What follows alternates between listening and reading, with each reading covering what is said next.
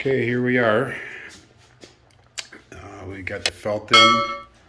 Also have the on-off button, a bunch of lay buttons, on and off buttons.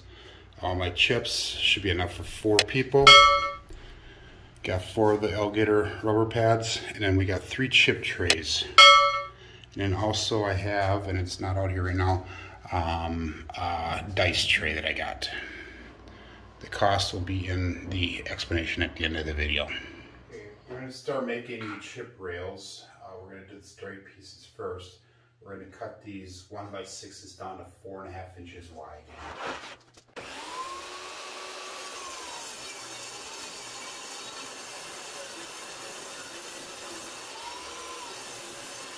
Okay, we're going to cut the codes for the chip trays on a table saw. Do this, what we're going to do is I raise the blade 1/2 inch, which is the depth of the cut, and I put a piece of tape on each side so that way the blade just barely touches the tape. Then I drew a line right where the cut of the blade is going to be. Next, I took the board and I made a mark 1/2 inch up, drew a line across, and then I made a mark 1/2 inch in and 2 inches in, so that way we have an 1.5 inch groove for our chips. What we're going to do is we're going to take this tape that we marked here, and we're going to put our far line right on the edge of the line here. Now I'll kind of visually line it up right now to see about where the second mark will hit the other mark here. That'll be the angle that will be taken. So I'm going to put a block up here really quick. I'll slide this up and I'll see where I'm at. I'm a little bit off, so I have to mark it again so that way it lines up. Slide it back and see if this one lines up yet. And this one does not. So that lines up there. Slide it forward, and that lines up there. Back here again. Slide it forward, make sure it lines up. So that lines up, and that lines up. Okay, keeping that right where it's at, we're going to clamp this down.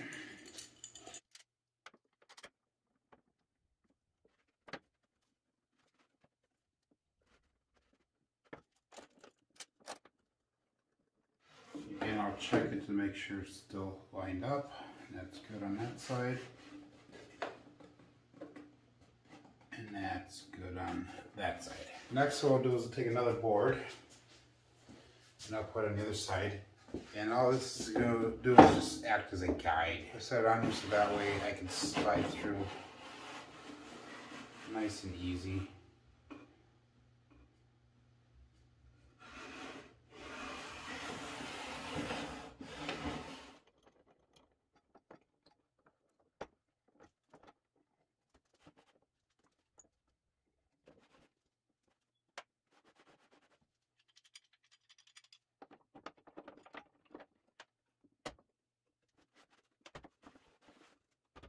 Now that we have that set up, I'm going to raise the blade up about 1/16 of an inch above the fence. And we're just going to take cuts at 1/16 of an inch. I'll run through both sides. And then what I'll do is I will raise it another 1/16 of an inch. First, we're going to run the test piece through.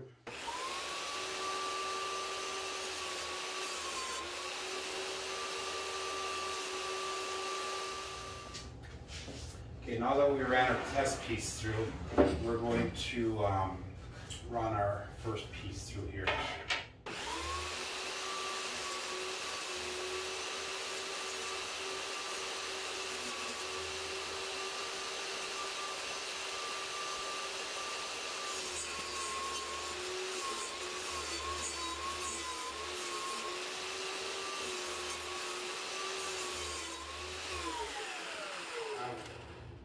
Now that we have the first 2 cuts on both boards, we'll raise the blade up 1/16 of an inch. We'll make a pass on both sides again, and we'll complete that, or we'll continue that until we get about 1/2 inch deep.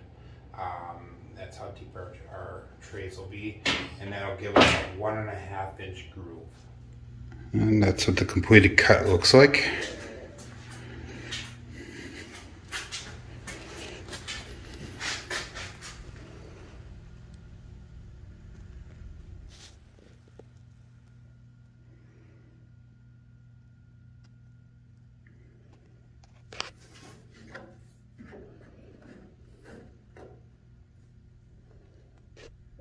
I cut the pieces for the corner chip rails. I'm going to glue these together, and this is the 1x6 that we bought. I'm going to cut it down to 16.5 inches right now. Once I glue it up, I'll trim it out to 16-inch square on a table saw. Right now I need to make 4 corners and 3 of these for each corner. So we're going to cut 12 of these pieces. 16.5 inches right now, and we'll trim it down to 16 after it's glued up.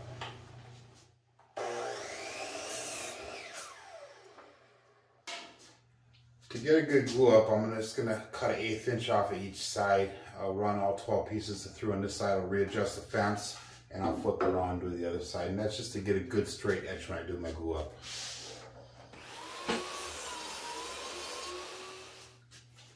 Okay, now that we have the sides cut, so that way they're flush and they have a nice straight edge, we're going to glue these together. We're going to go 3 boards per set. We're going to do 4 sets, and this is to make the curved rails. So we're just going to put a bead of glue on here.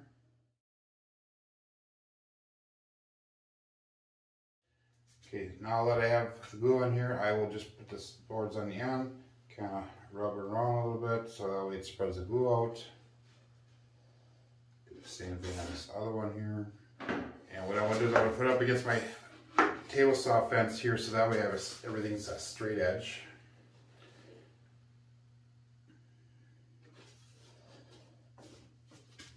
I'll take this and I'll slide it in.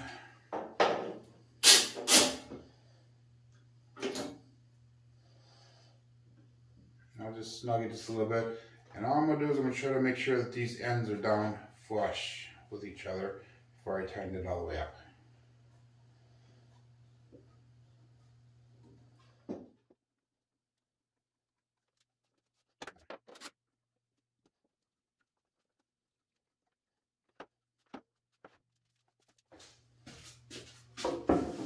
And then I'll take a board and I'll just clamp this on, and that'll make sure that it stays nice and straight on the ends.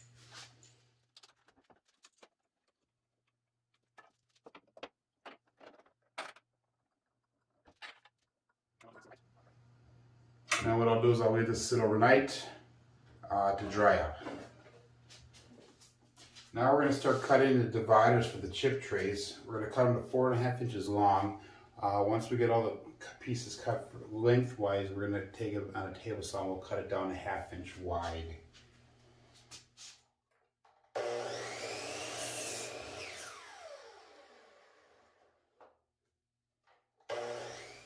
I'm going to cut the dividers for the chip trays down to 3/8 of an inch. I need approximately 30 of these.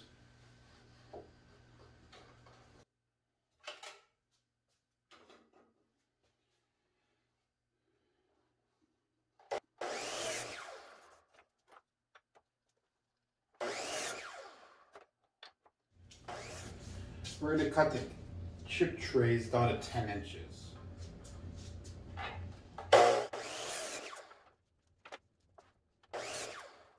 And what I'll do is I'll leave this last piece here a little bit longer so I can trim it down at a later stage. I'll repeat this process with the other long chip tray piece that I made. Now we'll be attaching the end plates to the chip trays. What I'll do is I'm using a 1-inch brad nail. I put it inside the drill, and I will just drill right in the end here so I have a pilot hole for the end, for the nail to go into. So we'll just take a little dab of glue, and we'll just put it right on the end here.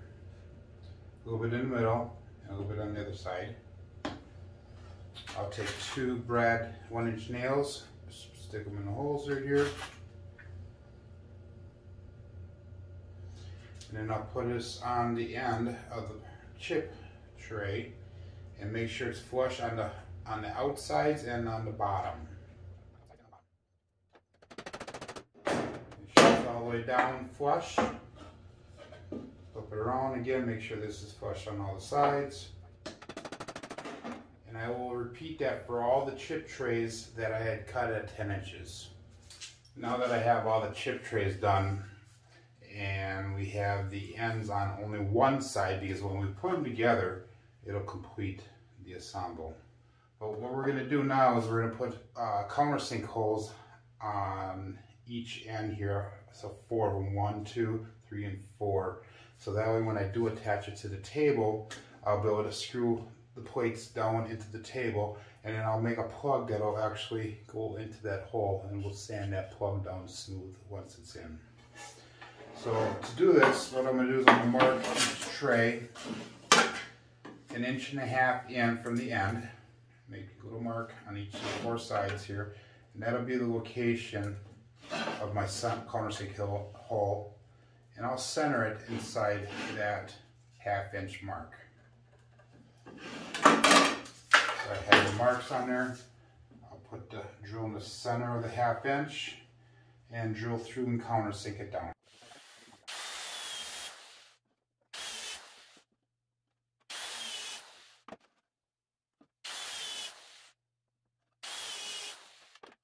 I'll repeat the process with the rest of the trays. It's time to make the curved chip trays. I searched all over trying to figure out a way to make it on a table saw, and I didn't find anything. So I came up with my own method. I think it's going to work pretty well. I have my sheets of that I glued up yesterday. They're 16 by 16. And what we're going to do is we're going to put a mark from the corner 1 inch in and 1 inch in from the other side. Okay, so we have a little mark. Now we're going to drill a hole into it that's 1/8 inch in diameter. Next part you need to do is you need to set up some kind of jig to make the curve cuts.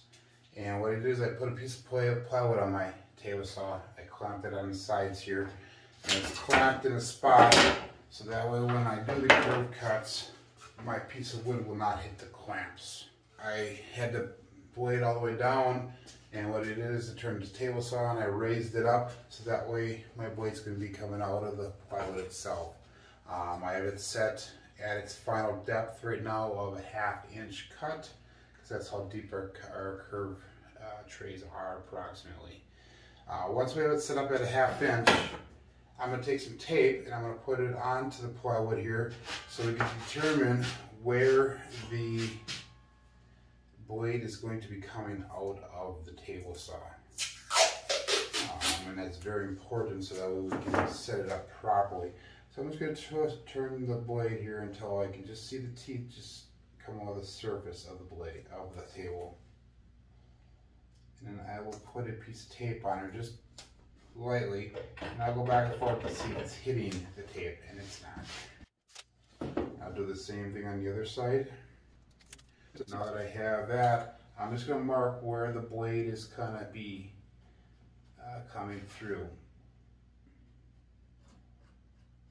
And that mark is actually on the left side of the blade because we're going to be coming and cutting from that side. You do not want to cut from this side because of the method that we're using. So now that we have that marked out, we're going to go out and mark our first piece of wood that we're going to be using or cutting. Next, we're going to measure out where all the cove cuts are going to take place. Remember, we're going to have 2 cove cuts on the piece, one on the outside, one on the inside for the chip rails. The first measurement we're going to make is 11 3/4 inch from the side. Keep in mind that our cove cuts, our piece, is going to have an 11 1/4 inch inside radius. So if we go 1/2 inch in, because that's where the edge of one of our first cove cut will be, we're going to measure in at 11 3/4 inch. Our second mark we're going to make is going to be half an inch, or inch and a half further, because that's how long our curve is, our cove cut is, and that'll be at 13 1/4 inches. Our third measurement is going to be half an inch from that mark, because that's how much of a ridge we have in between the chip rail sections. So the next mark will be at 13 3/4 inch. Then our last mark that we'll make on the side here will be 1.5 inches from there. So that'll bring us to a 15 1/4 inches. So that will be where all our cove cuts will come through.